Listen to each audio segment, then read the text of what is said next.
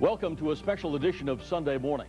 This time we devote our entire program to remembering the life and work of a friend and former colleague, groundbreaking newsman Bill Elder. As you probably know, Bill died this past week of complications from radiation treatment. It was the same treatment that helped him to get rid of brain cancer. For more than 3 decades, Bill broke stories about criminal wrongdoing and corruption, about personal triumph and tragedy. He covered the news with the kind of enthusiasm and passion and determination that hardly anyone else could match. As we mourn his loss, we celebrate his life, his spirit, and his work. And we begin with what may be Bill's most memorable series.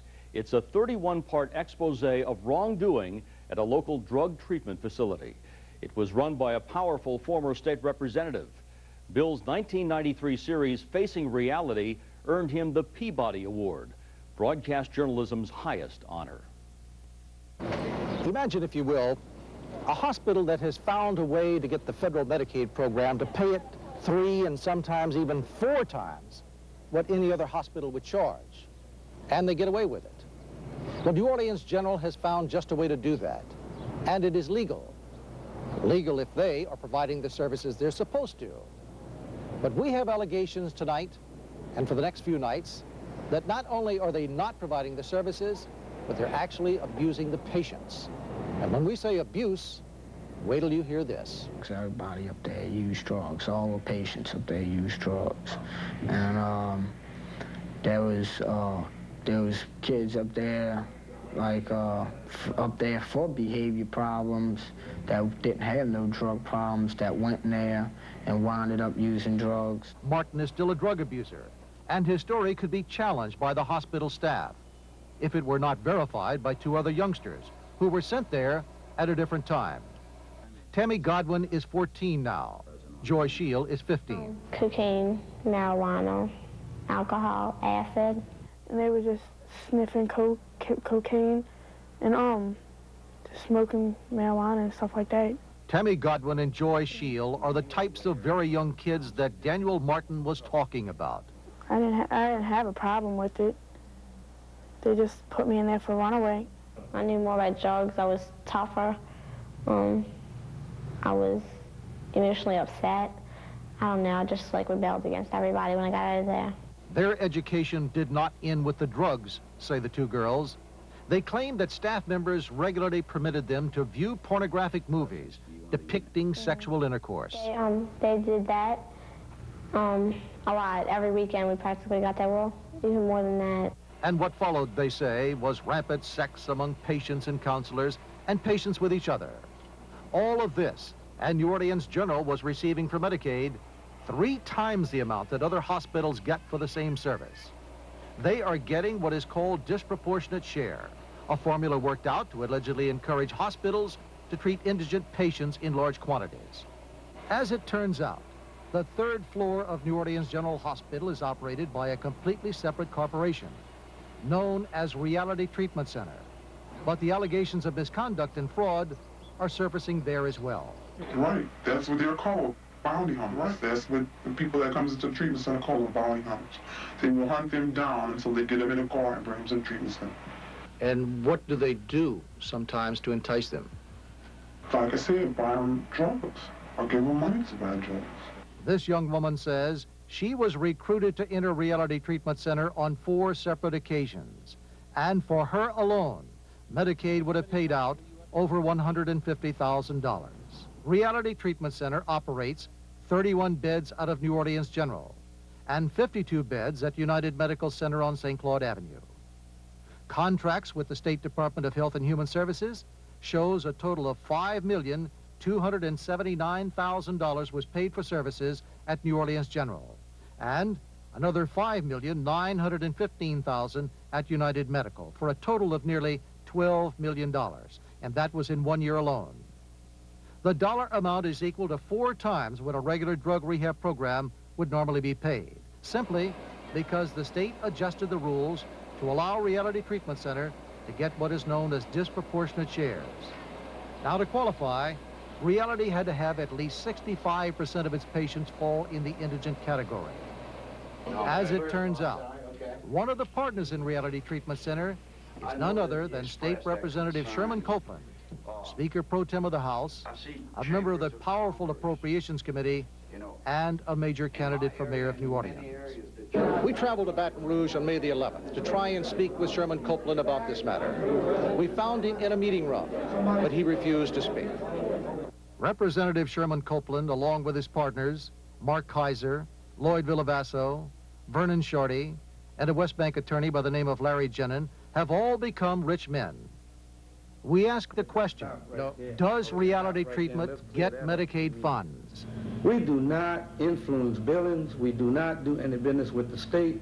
We have operating agreement with 2 hospitals to operate their units for them. They may do business with Medicaid. We do not. Carol Solomon is the spokesman for New Orleans General, where reality has 31 beds. The reason I ask you about Reality Treatment Center is they just really denied to Bob and I that they were even doing business with Medicaid. That was foolish. Sherman Copeland doesn't do any business with Medicaid and Health Corporation of the South. Neither does Mark Kaiser or myself. They cannot do business directly with Medicaid because they don't have a hospital license or provider number. So they have to do business with any insurance, Medicaid, Medicaid, whatever, through the hospital provider number.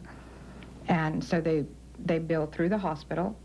When the hospital collects the money, then at the end of each month, the hospital writes them a check for their portion of that. Is it the full amount of what they have put in for? Right, because what they pay us is a lease payment. So whatever is billed for their patients is paid back to them. Bill Elder got access to my colleagues for 2.5 hours and then spliced and taped and misrepresented. That's what he did. This station was not allowed to ask questions of Copeland or concerning the misrepresentations of Channel 4's investigative reports on that video. Mr. Copeland, I'd like to address this. Mr. Elder, did you hear the ground rules we said earlier? Why is he afraid to answer questions? Did you hear the ground rules we said earlier? I'm just asking a simple question. Did you hear the ground rules we said earlier? Strangest ground rules I've ever seen. Well, if you want to go on live television, the offer is there for you to do that. Live, anytime you wish. What about with all of his friends here, all of his supporters here? Why can't he answer these questions? One-on-one, anytime you wish. Mr. Duke has the letter. I'm sure you've seen a copy. It spells out specifically what we'll do. Mr. Copeland, how much money did you make out of reality treatment? Is there somebody else who has a question? Why is he sitting down? Why can't he tell his friends here how much money he made? We made one last effort to speak with Copeland. Why won't you talk with him? How you doing? Okay, my friend. And that is pretty much the way it happened today. One hallmark of a good reporter is the positive change his stories bring about. A good example of a Bill Elder story that brought change is his 1971 series, Inside Parish Prison. He exposed the unbelievable conditions inside. It gave viewers an in-depth look at prison drug rings, violence, and deplorable conditions inside Parish Prison. I understand that this prison is such that you have to have a weapon to survive here. What's up to do?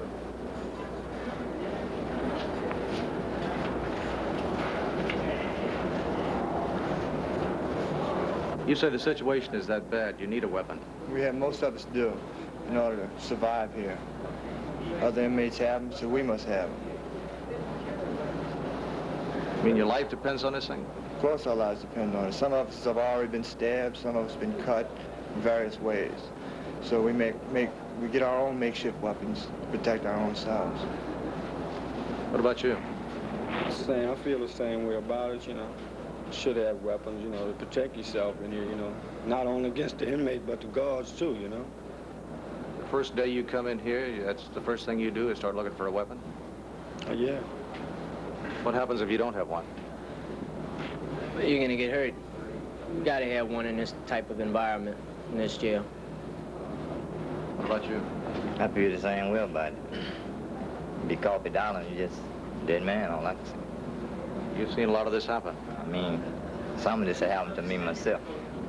I know, I done experienced it myself. I see a scar right up the, sure, that's the front of you. Well, I got stabbed there. I mean, you have to keep some protect yourself with. So confident were these men that they could get brand new weapons that they were willing to give these up. We'll replay them tomorrow.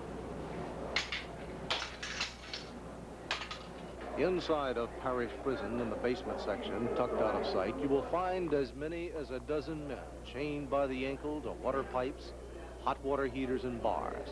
Now, they are the criminally insane. Because there is no place to properly keep them at Orleans Parish Prison, they must live on this dirty, filthy, vermin-infested floor, on rags and mattresses clogged with sweat and grease. Even the film that you are watching does not fully capture the impact of these men living in conditions reminiscent of the 18th century. Their crimes range all the way from petty theft to attempted murder. Many do not even remember just how long they have been here. How would you like to be chained to a dirty, filthy mattress there for months at a time? I wouldn't. Do you think you could survive that? Day in, day out, week in, week out, month in, month out, chained to that thing? Well, if I had to, I imagine I could, but I wouldn't like it. I mean, these people are... You think that's a very humane thing? No, it's not very humane, but I mean, these people committed crimes. I mean, they're going to turn them loose and they're going to go out on the street and do the same thing again. Well, I'm not saying it should be turned loose, but don't you think the state should provide something better than what it's doing? The state should, but we don't have the facilities right now. We just don't have the facilities to, put them anywhere else. We can't place them on a tier because it would place them in danger and place anyone else on a tier in danger. Do you take this home with you? Do you think about this when you go home? I think about 24 hours a day. How would you like to work in here? I wouldn't like it. In other words, you coming in, for an interview, but all we have is 2 hands. That's all we have. You walking around the jail strictly, you can be grabbed at any time. One thing Bill Elder was known for was his tough questioning. When someone powerful tried to intimidate him, he just calmly plowed ahead with direct, pointed questions. In a series he did in May of 1996, Political Patronage, Bill questioned then-Mayor Mark Morial. Critics said the mayor was rewarding his political friends and financial supporters with profitable contracts. Morial denied it. How would you answer your critics who say that you're no different from the Bartholomew administration, that a handful of people around you are getting rich on patronage? The facts don't bear it out, Bill. The facts don't bear it out. Councilwoman at Large Peggy Wilson says you have to look no further than the New Orleans Aviation Board. It's a hotbed for patronage for the mayor and his cronies. It's a place for political patronage, for payoffs, and for deals. Councilwoman Wilson points to $750,000 in legal work that went to Ira Middleburg, the chief fundraiser for the mayor. They ought to have in-house lawyers. The total amount for 95 was over $700,000. And in my opinion, it's way too much. What you'll find is that in the case of Ira Middleburg that you referred to, there was a competitive selection process. Mr. Mayor, we all know that an RFP can be designed to benefit a certain firm, a certain construction company, a certain consultant. Is that what you're suggesting? I'm just telling you. No, is that what you're suggesting? I'm just telling you, it can be done. Can it not be done? No, is that what you're suggesting? Can it not be done? It shouldn't be done, and it's not being done in this administration. We poured over mountains of personal service contracts. In fact, it took us nearly 3 weeks. What we found was millions of dollars of contracts that went to individuals who were heavy contributors to Mayor Morial's campaign. Now, insofar as the 3 men our last report focused on, the mayor's inner circle, we found that the dollar amount of the contracts was greater than what we first thought. For instance, Tony Mumphrey's $500,000 contract from the Aviation Board turned out to be for $662,750. And what's more, there were 2 of them. I have no comment, Bill. As for Bob Tucker, a close trusted advisor of the mayor, we found that his company, Tucker & Associates, got $4,550 from the convention center. From the Housing Authority, his firm received a total of $431,100 for a study that was later criticized by HUD's Office of Inspector General. From the New Orleans Levy Board, Tucker got $57,426 for one contract and $115,894 for another. The city has 4 seats on the Levy Board. Tucker also got $52,000 for a highly controversial study of the much-troubled New Orleans Police Department, which some city council members called a total waste of taxpayers' money.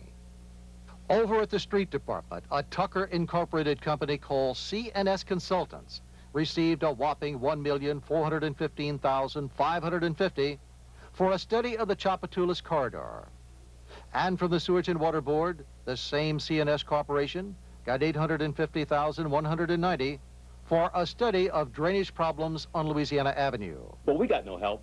I was in business for 17 years before I ever knew Mark Boreal. But then you end up with a contract from Hanno, Sewage and Water. No, that's the Hanno one that we're talking about. Hanno. The strategic plan, yeah. But then you come up with Sewage and Water Board. Right. Then you come up with studies for the NOPD, and you're saying that your friendship with Mark Boreal had nothing to do with it. And for attorney Ira Middleburg, the mayor's chief fundraiser, we found that in addition to his much criticized billing of $720,000 at the Aviation Board for legal expenses, he also got $92,000 from the Exhibition Hall Authority. In fact, that contract was increased a total of 5 times and wound up totaling more than 3 times the original amount within a period of less than 2 years. Over at the Levee Board, Middleburg received $454,642. Much of it for work on the controversial fiber optic project known as Levecom. The Levee Board's newly appointed chief counsel, Richard Leaf, says that the Levecom work, in part, accounted for a huge escalation in legal fees in the last administration. We have seen where the budget figures had gone from about $400,000 a year, approximately 4 years ago, to millions of dollars. As for the huge billing at the Aviation Board, is it just coincidence that your chief fundraiser gets the work? What isn't a coincidence, Bill, is that Ira Middleburg and Middleburg Riddle Law Firm are highly qualified, highly competent, and have done good work. And have made $1 million out of that contract. Have earned the money, not made the money, earned the money. Bill Elder's reporting often revealed how government and bureaucracy betray the interests of the people. The continuing series he did on the former priest Gilbert Gautier, a convicted pedophile, is a good example. In this clip, he showed how the judicial system allowed the ex-priest to enter into a plea agreement, and then how the system allowed Gautier to break his promise to the court. In prison, Gautier was also to receive a drug to limit his sex drive. Sentencing Judge Hugh Brunson was explicit, and so was Gilbert Gautier, when he accepted the order to undergo chemical castration with inoculations of Depo-Provera and corresponding psychological treatment. I asked Richard Stalder if the Depo-Provera injections were ever administered as the court had demanded. I have no idea. Why not? You're warden. I mean, here's a sentence. It says he agrees to them. He agrees to receive them as long as the sentence is in force. I'm sorry, I wasn't the treatment staff. I wasn't the psychiatrist. But you were the warden. Well, long time ago. I don't know if he had them or not. According to Kelly Ward, who now heads up Wade Correctional Center, Depo-Provera injections have never been administered at that facility. Not only did Gilbert Gautier fail to receive the treatment he agreed to in court, he also gained an early release. The court documents in Lafayette recorded the exact words between Judge Hugh Brunson and Gilbert Gautier, and I quote, "A bottom line of the sentences of a period of imprisonment at hard labor for 20 years without benefit of parole, probation, or suspension of sentence. Is this in accordance with your understanding of the plea agreement recommendation, Mr. Gautier?" "Yes, Your Honor." Yet, soon after Gautier reports to prison, he is found by the Corrections Department to qualify for good time. Gautier ultimately is out of prison in only 10 years. After being turned out of the prison system here in Louisiana, without any Depo-Provera and corresponding psychological treatment, and now without any parole supervision, Gautier moved to the little town of Livingston, Texas. Now, because of the terms of his release, Gautier did not have to tell his neighbors of his past as a sexual offender. And in a short time, Gautier found himself once again under arrest for indecent behavior with a juvenile, this time though the boy was only 3 years old. We found Gilbert Gautier living under probation in Wascom, Texas, about 15 miles out of Shreveport. He was staying in a small one-room house located in a neighborhood filled with children. What's more, it was situated on the property line with the Wascom Middle School. Now, this was his reaction when I unexpectedly walked up and tried to question him. Hi, I'm Bill Elder from New Orleans. Who's this? Bill Elder from New Orleans, Channel 4. I want to talk to you about what happened in Polk County with the child. Comment. You injured a 3-year-old child. What happened there? I have no comment. Why not? I'm trying to keep as low profile as I can and sort my life over, please. How did you get out of the 20-year prison sentence? How did you beat that? I'm sorry. You agreed to that. Didn't you agree to 20 years and you agreed to treatment, but you never did it? Why was that? We're told that you're still doing the same things that got you in prison to start with. Why would you keep doing that? It's not true. Gautier did not know that we not only had the court documents, but had interviewed everyone involved in the case. What about the 3-year-old? Can you talk to us about that? Tell us what happened? If there's a plausible story, can you tell us what it is? I'm sorry.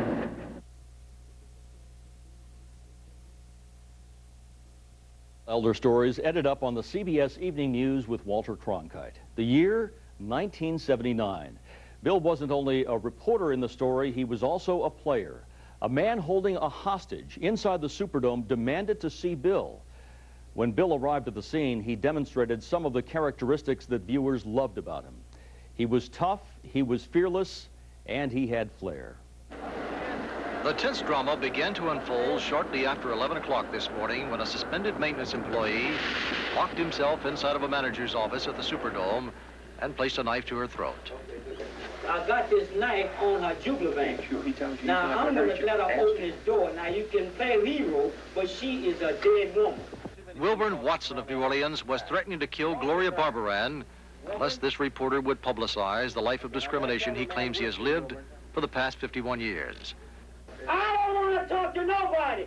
Now, it's going on out there or not. I am here. Open the door. Well, open it. Okay, well, it's me. Come on in. I've got a microphone. Come on in. Let me ask you. You don't want to hurt anybody. I don't want to hurt nobody. Well, but wait, lady, just don't say another word. Let's you and I talk. If I ever lied to anybody on television or to anybody... I call you because I okay, feel you're an honest man. look into my eyes. Am I telling you a lie right now? I don't think you are. Wilburn, I'm going to help you. I'm going to get your story out. All of the things that have happened to you, we're going to get them corrected. The only way you can do that is to put that knife down, come to me. You're going to protect I'm going to protect you against everybody. Look into my eyes. Do you believe me? Throw that knife down. What's the problem, Wilburn? I'll talk to you alone. Bill Elder for CBS News in New Orleans. It has been a very sad week here at the station. Channel 4 really is a big family, and we've lost someone we admired and loved. As we've seen again in this program, Bill Elder was a tough, no-nonsense journalist. He was also a colleague many of us emulated and a good friend. Our hearts go out to his wife, Carolyn, and his 3 sons. Thanks for joining us, and we hope you'll join us again next Sunday morning. I'd like to address this. Mr. Elder, did you hear the ground rules we said earlier? Why is he afraid to answer questions? Did you hear the ground rules we said earlier? I'm just asking a simple question. Did you hear the ground rules we said earlier? Strangest ground rules I've ever seen. This town is still being destroyed at this hour by these winds. Still, as I say, hitting over 100 miles an hour.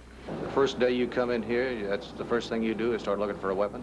All of the things that have happened to you, we're going to get them corrected. The only way you can do that is to put that knife down. So we came to Petitgout, a city more than 300 years old, a city that dates back to colonial times, to find out how and why this odyssey began in the first place. The President Nixon, has declared Mississippi a disaster area. This reporter and a commercial pilot sat in shocked silence for the first 5 minutes as we flew over the devastated Pass Christian, Long Beach, Gulfport, and Biloxi areas. Camille has come and gone, but for the thousands who have seen their homes, their businesses destroyed, and for those who have suffered the most terrible loss of all, the loss of a loved one, Camille will live long in their memories forever. And it is to them that the hearts of all of us go out tonight.